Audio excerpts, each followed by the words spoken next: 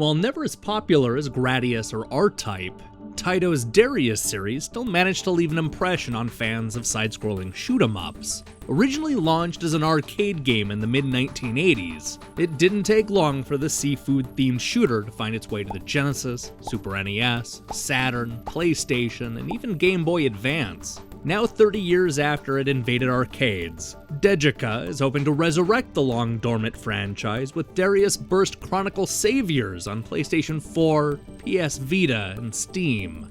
In a sea of 2D shoot-'em-ups, Darius has one of my favorite gimmicks. You play a standard fighter jet going head-to-head with an alien army that has modeled its spaceships on animals found in and around the ocean. You fight through schools of fish, take down massive turtles, and blow up every seahorse that gets in your way.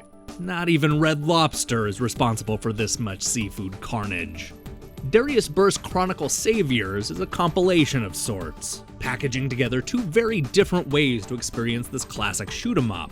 One side of the package is a port of Dariusburst EX, another Chronicle, a 4-player arcade game designed for dual split-screen monitors. The Chronicle Saviours mode offers bite-sized challenges for a more console-friendly experience. The two iterations perfectly complement each other, making for what should have been an easy recommendation. Unfortunately, the game's steep price point will scare off all but the most loyal fans. At $60, Dariusburst Chronicle Saviours is the most expensive 2D shoot-'em-up I've seen in a generation or two. This is a genre that has largely been demoted to small and inexpensive downloads, with most shoot-'em-ups listed for no more than $10 or $15. But Dariusburst has taken a different approach, one that pits it head-to-head with Just Cause 3, Fallout 4, and Halo 5. A full-price shooter in 2015 is a tough sell, especially for a franchise whose best days were in the early 1990s. The price you pay will depend entirely on what version you want. PS Vita owners will get a stripped-down port with no multiplayer component for $40. PC gamers will pay $50, and you can find the game for a whopping $60 on PlayStation 4's digital store. Worst of all, Dariusburst isn't cross-buy between Sony platforms. Players can swap saves between PS4 and PS Vita, but I can't imagine anybody spending $100 to play both. If you can get beyond the sticker shock, you'll discover an endlessly exciting shoot-'em-up with a staggering amount of content and a truly innovative structure. The Chronicles mode alone offers more than 3,000 unlockable stages scattered across 64 different arcade cabinets. The goal is to select a star system and help liberate each zone by completing its challenges. These missions come in all sizes and difficulties, often adding challenging requirements to make the fight that much more satisfying. It's a clever idea that gives players an excuse to keep jumping back into the action. The same can be said about the lengthy story mode, which sees players fight through a board game style campaign full of unique missions to complete. Here you'll earn points to buy new ships and upgrade weapons in order to take on more than 200 stages of man versus fish combat.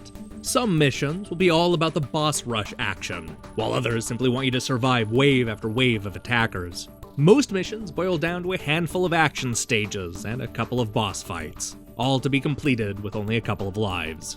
At least the single-player campaign does a better job of explaining the game's mythology than the Darius Odyssey mode. This is a digital art book featuring nearly 200 pages of detail and design. While this sounds like the ultimate fan service, it comes with one major catch: it's all in Japanese. As somebody who can't read the language, I found a huge chunk of this book to be completely useless. But even if I could read Japanese, I still wouldn't be able to see the teeny tiny text. Without a zoom button, the Darius Odyssey is all but useless. As a 2D shoot-'em-up, Darius Chronicle Saviours is one of the year's best. It looks great, offers a staggering amount of content, and has a fishy gimmick that I can't help but love. But even with thousands of stages and a lengthy story mode, I'm finding it hard to endorse the $60 asking price. This is not for the casual fan who just wants to shoot fish out of the sky, but rather the hardcore gamer who is willing to put dozens of hours into liberating the Darius galaxy. And I have a hunch even those hardcore gamers may wish Dariusburst had more bang for the buck. Hey, thanks for watching our review. I know we haven't had a lot of reviews go up recently, but I'm hoping that's going to change this week. I'm currently working on Hard West, Miko Mole, and Circuit Breakers, all of which should receive reviews in the next week. We're also in the middle of our 30 Ridiculous Retro Rumors series, where we debunk a real retro rumor from a classic video game magazine every single day leading up to Christmas Day. We're already to day 12. There's still plenty of time for you to catch up. So do me a favor and click the subscribe button and support what we're doing here. Until then.